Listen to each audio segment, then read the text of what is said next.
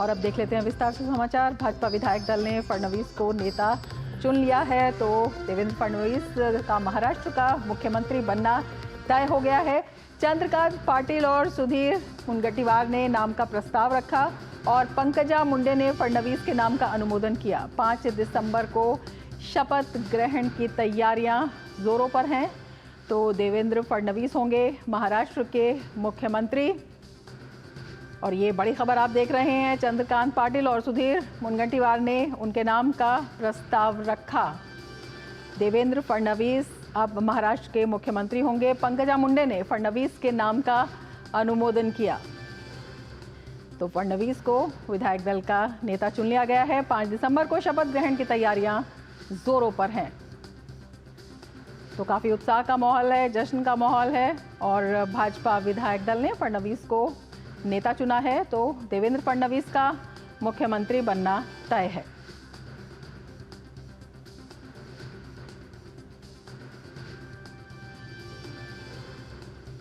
तो देवेंद्र फडणवीस होंगे महाराष्ट्र के अगले मुख्यमंत्री। जो नाम का सस्पेंस था वो खत्म हो गया है। भाजपा विधायक दल ने नेता चुन लिया है देवेंद्र फडणवीस को। और इससे पहले जो महायुति के नेता थे उनका भी बयान आया था कि जो भी बीजेपी नेतृत्व तय करेगा वो फैसला उन्हें मान्य होगा। तो देवेंद्र फडणवीस का महाराष्ट्र का मुख्यमंत्री बनना तय 5 दिसंबर को होगा।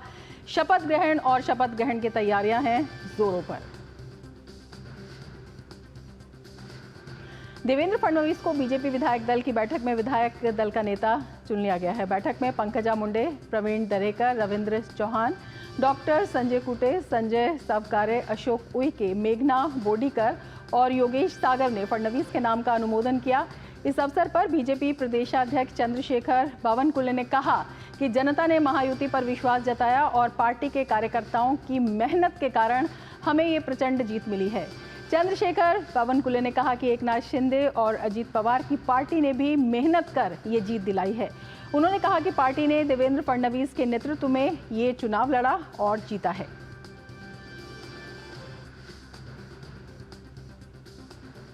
जनतेचा विश्वास आहे, माननीय देवेंद्र यांच्या नेतृत्वावर आपण ही निवडणूक लढवली असल्यामुळं खरं तर 14 ते 19 या काळामध्ये माननीय देवेंद्रजींनी ज्या पद्धतीने या महाराष्ट्राला समोर नेलं, या महाराष्ट्राचे यशस्वी मुख्यमंत्री लोकनेते म्हणून त्यांनी काम केलं। आणि महाराष्ट्र में बीजेपी विधायक दल की बैठक में देवेंद्र फडणवीस को नेता चुन लिया गया है और इस खबर के बाद नागपुर स्थित उनके आवास पर उनके समर्थक खुशी से झूम उठे। तो ये देवेंद्र फडणवीस के आवास के दृश्य हैं, जहां पर उनके समर्थक अपनी खुशी का इजहार कर रहे हैं। जश्न का माहौल है, काफी उत्साह दिखाई दे रहा है। देवेंद्र फडणवीस जो हैं महाराष्ट्र के अगले मुख्यमंत्री होंगे। 1989 में अखिल भारतीय विद्यार्थी परिषद से अपनी यात्रा शुरू करने वाले देवेंद्र फडणवीस ने महाराष्ट्र की राजनीति के जटिल परिदृश्य को लचीलेपन और रणनीतिक अंतर्दृष्टि के मिश्रण के साथ आगे बढ़ाया है। उनके करियर की दिशा, जिसने उन्हें 2 बार मुख्यमंत्री की भूमिका निभाने से पहले नागपुर का सबसे युवा मेयर बनते देखा।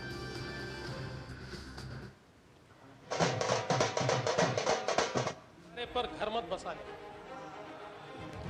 मेरा पानी उतरता देख मेरे किनारे पर घर मत बसा लेना, मैं समंदर हूं, लौट कर वापस आऊंगा।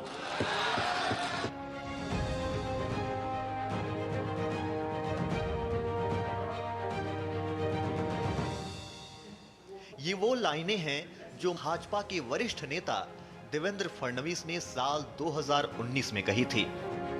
उनकी ये बात महाराष्ट्र विधानसभा के नतीजों ने साबित भी कर दिया है। देवेंद्र फडणवीस प्रदेश में महायुति की प्रचंड जीत में एक बार फिर करिश्माई चेहरा बनकर उभरे हैं। देखा जाए तो फडणवीस का राजनीतिक सफर असाधारण रहा है। देवेंद्र फडणवीस ने युवावस्था में ही राजनीति में कदम रख दिया था। 1989 में वे अखिल भारतीय विद्यार्थी परिषद में शामिल हुए। वहीं 22 वर्ष की आयु में वे नागपुर नगर निगम में पार्षद बने और 1997 में महज 27 वर्ष की आयु में सबसे युवा महापौर बने। फडणवीस ने अपना पहला विधानसभा चुनाव 1999 में लड़ा और जीत भी हासिल की। महाराष्ट्र विधानसभा में सबसे बड़ी पार्टी के नेता के रूप में फडणवीस 31 अक्टूबर 2014 को महाराष्ट्र के मुख्यमंत्री बने। फडणवीस पिछले 5 दशकों में 5 वर्ष का कार्यकाल पूरा करने वाले महाराष्ट्र के पहले मुख्यमंत्री बनने का रिकॉर्ड रखते हैं तथा महाराष्ट्र के इतिहास में केवल दूसरे मुख्यमंत्री हैं। अपने पहले मुख्यमंत्री कार्यकाल में देवेंद्र फडणवीस ने कई ऐतिहासिक पहलों की शुरुआत की थी। फडणवीस ने अपनी सरकार की पहली कैबिनेट बैठक में ही सेवा का अधिकार अधिनियम लागू करने की घोषणा की। इसी तरह आम आदमी की शिकायतों को दूर करने के लिए आपले सरकार शुरू किया। इसके अलावा फडणवीस ने 2015 को मुंबई नेक्स्ट लॉन्च किया, जबकि महाराष्ट्र अपराध और अपराधी ट्रैकिंग नेटवर्क और सिस्टम का उद्घाटन भी किया। और सीधे आपको विजय रूपाणी की प्रेस कॉन्फ्रेंस में ले चलते हैं।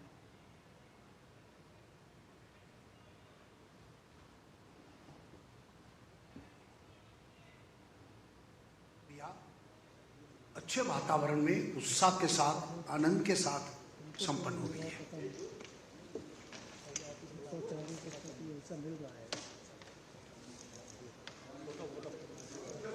हाँ बोलिए बोलिए।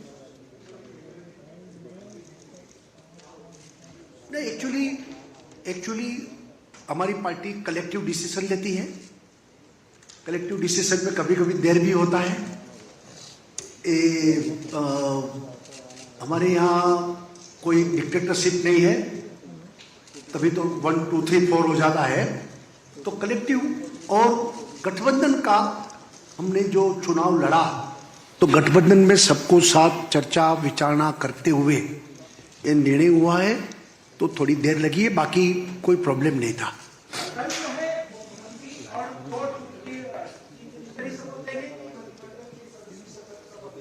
वो तो अभी शाम को तय होगा, हाईकमान के साथ चर्चा करेंगे, बाद में फाइनलाइज होगा। लेकिन मुख्यमंत्री और 2 उप मुख्यमंत्री तो शपथ लेंगे ही।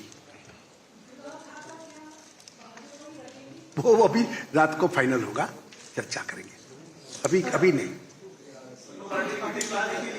जी किसकी? नहीं, बातचीत चल रही है, बातचीत भी चल रही है और सबको विश्वास में लेकर कर रहे हैं और शाम को हाईकमान के साथ फाइनलाइज करेंगे।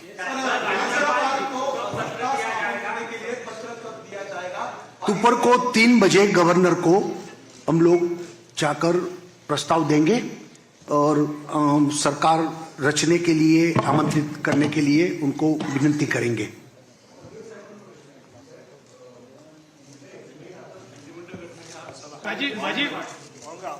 माझी नंतर होईल, आता यांची आहे। निर्मला जी, नहीं, तीनों पार्टी के लोग जाएंगे गवर्नर के पास।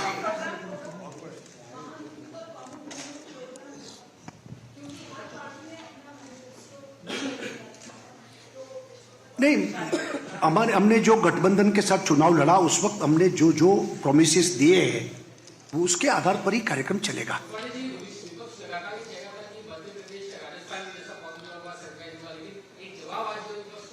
विपक्ष कह रहे थे कि मीडिया कह रहे थे? मैं अभी निर्मला सीतारामन जी से विनती करता हूं कि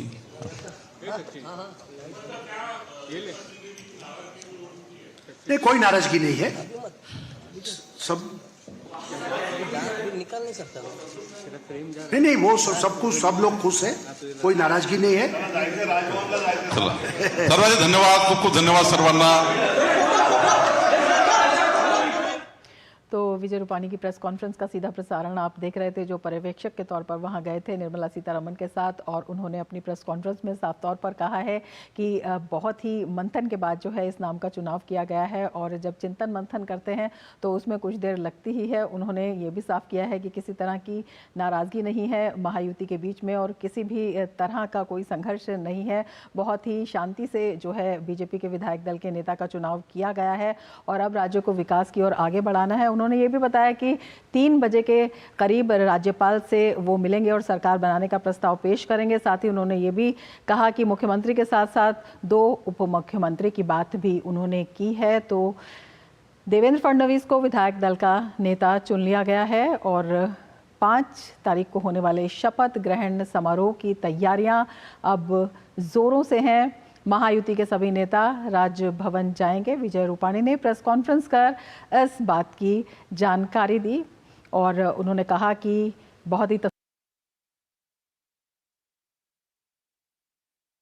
और अब जो है अगला लक्ष्य है वो ये है कि महाराष्ट्र को किस तरह से विकास की दौड़ में डबल इंजन सरकार के साथ आगे बढ़ाया जाए, किस तरह से आगे चला जाए और जनता की जो आकांक्षाएं हैं उन्हें किस तरह से पूरा किया जाए। और जिस वायदे के साथ बीजेपी वहां पर डबल इंजन की सरकार महायुति के साथ लाई है तो वो किस तरह से जनता के समर्थन पर खरी उतरे, इस बात की जो है पूरी कोशिश की जाएगी। और महायुति में किसी भी तरह की दिक्कत का या किसी भी तरह की नाराज़गी का उन्होंने कहा कि कोई स्थान नहीं है और सभी की सहमति से ये सरकार बनने जा रही है।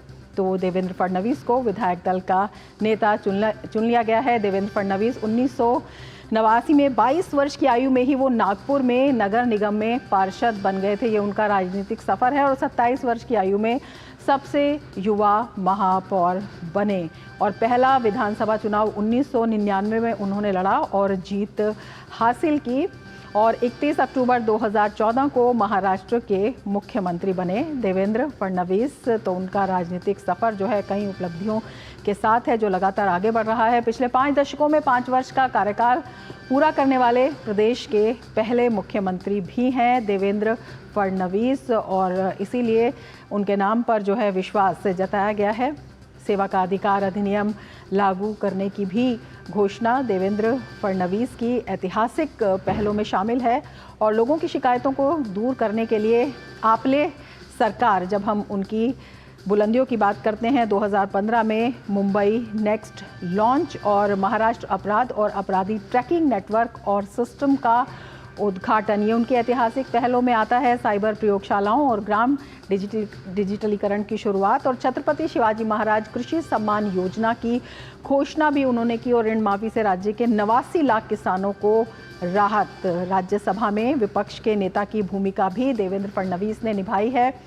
जून 2022 में एकनाथ शिंदे के नेतृत्व में शिवसेना के भीतर जब विद्रोह हुआ तो भाजपा नेतृत्व द्वारा उप मुख्यमंत्री के रूप में सरकार में लौटने का निर्देश जो है और पार्टी नेतृत्व के प्रति अपनी निष्ठा का संकेत देते हुए उन्होंने अपनी भूमिका स्वीकार की। तो ये राजनीतिक सफ़र है। 1989 में अखिल भारतीय विद्यार्थी परिषद में देवेंद्र फडणवीस शामिल हुए थे और 22 वर्ष की आयु में नागपुर नगर निगम में पार्षद बने और 27 वर्ष की आयु में सबसे युवा महापौर बने। हमारे संवाददाता योगेश शीतल जुड़े हुए हैं हमारे साथ और ज़्यादा जानकारी के साथ। योगेश, बीजेपी विधायक दल का नेता देवेंद्र फडणवीस को चुन लिया गया है, इसी की शायद संभावना भी जताई जा रही थी और ये भी तय है कमोबेश की जो अगले मुख्यमंत्री हैं वो देवेंद्र फडणवीस ही हैं। जी बिल्कुल, पूरा जो रहस्य था उसका पटाख के पास घूम या आखिरकार इस तरीके की संभावना हम लोग लगातार कर भी रहे थे। देवेंद्र फडणवीस जो है महाराष्ट्र के अगले मुख्यमंत्री जो है आप कह सकते हैं अगले मुख्यमंत्री के तौर पर होंगे। और यहाँ हमारे पीछे जो मैं सबसे राजभवन में हूँ, राजभवन के बाहर आप देख सकते हैं कि यहाँ जो पूरा पैसेज है, बेसिकली जो पूरा स्ट्रेच है, वहाँ पे पुलिसिया बंदोबस्त तगड़ा किया गया है क्योंकि बड़ी संख्या में यहाँ पे कार्यकर्ताओं के भी आने की संभावना है। जैसा कि राहुल राम दानवे ने कहा कि 3 बजे के करीब जो है वो सरकार का जो है सरकार बनने का दावा जो है वो पेश किया जाए।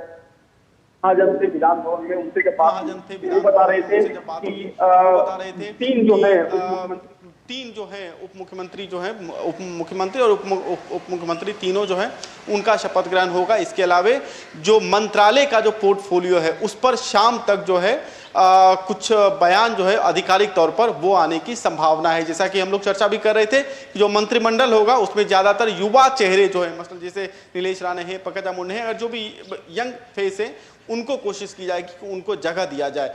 देवेंद्र फडणवीस की जैसा कि आपने पूरा उनके सफ़र के बारे में आप जिस तरीके से बता रही थी, नागपुर से उनका अगर आप सफ़र देखें तो वो नागपुर से सफ़र रहा है और जब गोवा का भी चुनाव हुआ था तो गोवा के चुनाव में देवेंद्र फडणवीस प्रभारी थे। काफ़ी उतार चढ़ाव से भरा हुआ रहा है। अगर पिछले का 5 साल देख लीजिए, 2014 से 19 के बाद का अगर आप समय देख लीजिए तो काफ़ी जो है उतार चढ़ाव रहा है। बहुत तरीके का प्रतिकूल समय भी रहा उनके लिए बतौर भारतीय जनता पार्टी के नेता। एक समय ऐसा आया था जब उस वक्त हम लोग राजभवन में ही थे, 2012 2022 का वो समय जब 2 कुर्सियां लगी थी और फिर बाद में तीसरी कुर्सी वहां लगाई गई थी, जबकि एक नाथ शिंदे का शपथ होना था। तब देवेंद्र फडणवीस के लिए जब कुर्सी लगी थी तब ये मामला काफी ज्यादा पत्रकारों के अंदर भी उत्सुकता हुई थी कि तीसरी कुर्सी किसके लिए लगी है। बाद में देवेंद्र फडणवीस जब उप मुख्यमंत्री बनेंगे इसको लेकर जब बाद में इसकी घोषणा हुई, जब उन्होंने शपथ ली, बाद में देवेंद्र फडणवीस ने कहा भी था कि पार्टी का जो निर्देश है, जब पार्टी से बात हुई, पार्टी का निर्देश था तो उसका उन्होंने पालन किया। वो पार्टी के सिर पे सोल्जर हैं, पार्टी के सिपाही हैं और जिस पार्टी ने उनको सब कुछ दिया उस पार्टी की बात को वो नहीं टाल सकते। तो पार्टी को लेकर जो उनका डेडिकेशन रहा, उनकी जो अलाइनमेंट रहा, अगर आप केंद्र की योजनाएं देख लीजिए, जब मेक इन इंडिया जैसी योजनाएं आई थी, डिजिटल इंडिया जैसी योजनाएं आई थी, उसी के तर्ज पर महाराष्ट्र में मेक इन महाराष्ट्र आया था। डिजिटल इंडिया के तर्ज पर यहाँ पे चीज़ों को डिजिटाइज किया गया था। पुणे में जो पूरी की पूरी IT सिटी है उसको उस योजना के तहत बेनिफिट करने की कोशिश की गई थी। किसान सम्मान निधि जो कि केंद्र सरकार की योजना थे, यहाँ पे उसी जो है किसान सम्मान निधि के तर्ज पे यहाँ पे जो योजना शुरू की गई, उसी तर्ज पे जो है कई सारे स्टेप्स लिए गए। बुनियादी ढांचे को लेकर अगर आप देखें तो बहुत तरह के काम जो है वो यहाँ पे किए गए। फडणवीस को इंफ्रास्ट्रक्चर के तौर पर, इंफ्रास्ट्रक्चर के लीडर के तौर पर भी देखा गया। तो बहुत सारी उपलब्धियां रही, लेकिन बहुत सारे जो कहते हैं कि उनके साथ सेटबैक भी रहा जो पिछले कुछ सालों में रहा। अभी देवेंद्र फडणवीस के लिए एक बहुत बड़ा राहत का क्षण होगा और ये भी उनके लिए सोचने का समय होगा कि वो किस तरीके के पार्टी में थे, जिस पार्टी ने उनको हर सिचुएशन में पार्टी साथ में खड़ी रही, ये पार्टी के साथ खड़े रहे। आज ये बड़ा दिन उनको देखने को मिलेगा। बिल्कुल बड़ा दिन है और बड़ी बात है देवेंद्र फडणवीस के लिए भी। उनके अगर राजनीतिक सफर को देखते हैं, मुख्यमंत्री का नाम तो तय मान लिया गया है। अब जो 2 उप मुख्यमंत्री हैं वो कौन से चेहरे होंगे, और ये भी जानना चाहेंगे जो कैबिनेट है। आपने हालांकि कहा है कि जो युवा चेहरे हैं उसमें प्राथमिकता दी जाएगी, तो कैबिनेट को किस तरह से आकार दिया जाएगा, महायुति की भूमिका उसमें कितनी होगी और किस तरह से इसे संतुलित बनाया जाएगा? देखिए, जहां तक उप मुख्यमंत्री का बात है तो उप मुख्यमंत्री की बात की भी मुझे लगता है औपचारिक घोषणा जो है वो हो जाए तो ज्यादा बेहतर है। दूसरी बात, मंत्रिमंडल के चेहरे की आपने बात की, महायुति और मंत्रिमंडल, अगर दोनों सवालों का मैं एक साथ आपको जवाब दूं तो देखिए, शिवसेना जो एक नाथ शिंदे की है, जब ये सरकार बनी थी तब शिवसेना के कई सारे ऐसे नेता जो कि उद्धव ठाकरे से इस तरफ आए थे, वो तब ऑलरेडी मिनिस्टर थे। किसी के पास अर्बन डेवलपमेंट था, किसी के पास वाटर रिसोर्स था, किसी के पास जो है अलग मिनिस्ट्री थी, तो हर तरह के कल्चरल मिनिस्ट्री थी। तो ये सब मंत्रालय जो है वो ऑलरेडी मंत्रालय का कार्यभार देख रहे थे। ऐसे में एक नाथ शिंदे लगातार जो है वो, हालांकि आधिकारिक तौर की बात नहीं है, लेकिन सूत्रों के हवाले से जो पार्टी के दूसरे या तीसरी पंक्ति के जो नेता कहते हैं, वो ऑलरेडी कह रहे थे कि जो मंत्रालय उनको मिला था उसका काम अच्छे से हो रहा था, तो वो चाहेंगे कि उस मंत्रालय को रिटेन किया जाए। लेकिन ये तब की बात है जब अजीत पवार जो है वो सरकार में नहीं मिले थे। तो अब चूंकि महायुति की अगर आप बात करते हैं तो बीजेपी और शिवसेना के साथ साथ अजीत पवार की भी पार्टी है, तो यहां पे किस तरीके की चीजें हैं ये मुझे लगता है देखना दिलचस्प होगा। दूसरी बात, क्योंकि अजीत पवार की अगर आप बात कीजिए, एनसीपी की अगर महायुति में अगर हम सेग्रीगेट करके अगर हम बात करें तो जो वेस्टर्न पॉकेट है महाराष्ट्र का, सतारा है, कराड़ है, पुणे है, बारामती है, ये सब का जो बेसिकली कोल्हापुर, ये सब जो एरिया है वेस्टर्न पॉकेट, इसमें जो है पिछले कुछ सालों में काफी काम हुए, खासकर कॉर्पोरेट जो कोऑपरेटिव सेक्टर होता है, सहकारिता क्षेत्र को। हो सकता है कि इससे जुड़ा हुआ मंत्रालय पे जो है अजीत पवार चाहें कि वो उनको मिले। हालांकि फाइनेंस और रेवेन्यू को लेकर उनका जो है कोशिश रही है कि फाइनेंस जो है वो अजीत पवार को मिले। लेकिन जैसा कि मैंने आपको कहा कि अभी पोर्टफोलियो को लेकर डिसाइड होगा। कुल 43 मिनिस्ट्रीज हैं जो महाराष्ट्र में बंटने हैं, कुल 43 मंत्रालय की यहाँ पे क्षमता है।